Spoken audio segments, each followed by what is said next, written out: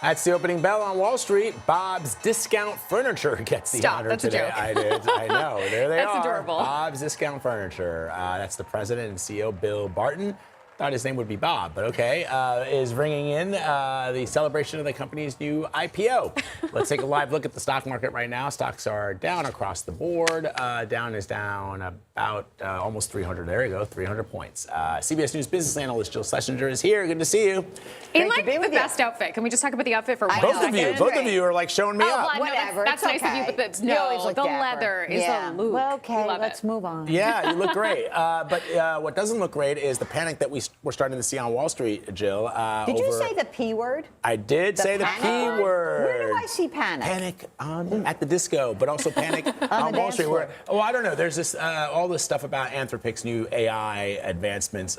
What's going on there? What are people worried about? I mean, first of all, I just think we need to take a little bit of a deep breath when it comes to the worries and the truth around AI. Mm-hmm. We don't really know the application of this transformational technology in the workplace yet. Mm-hmm. So I do think that when we have these conversations, it's important to say that in some industries, there's going to be massive disruption in some jobs. Some people will be displaced, but others will be hired.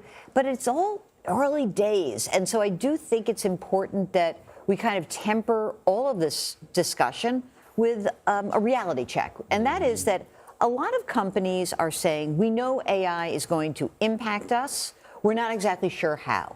And I even think that this creeps into the broader discussion around hiring.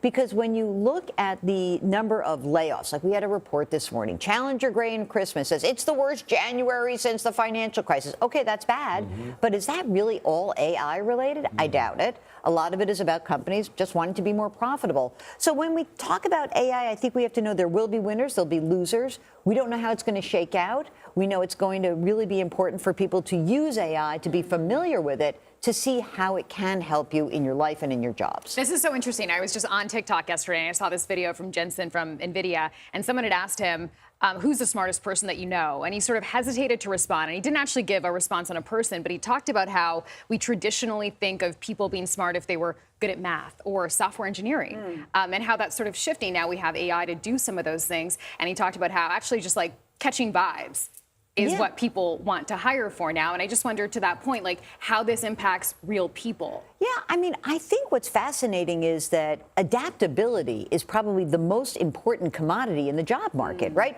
So it is true that people like me would say, oh, look, software engineers are supposed to have a great future. This was 10 years ago, and it did look like that. But software engineers who were quickly figuring out that AI would actually change their lives and maybe eliminate their jobs would say, oh, what I quickly did was I took a step over and I did something different. I think one of the best things that you can take away from these conversations is that, you know, when a company like Google reports earnings, and they were blowout earnings, everything was great, but they say, you know what, we're going to spend so much money on AI to figure out how it actually can help people in their lives and in their jobs. They haven't figured that out yet. And I think that the other piece of this is that, like, when you're in the workforce, you're going to look for, sometimes we're a little bit Eeyore and a little less Tigger, right? So Eeyore, right, we're a little like, oh my gosh, this is doom and gloom. But sometimes the Tigger part's great.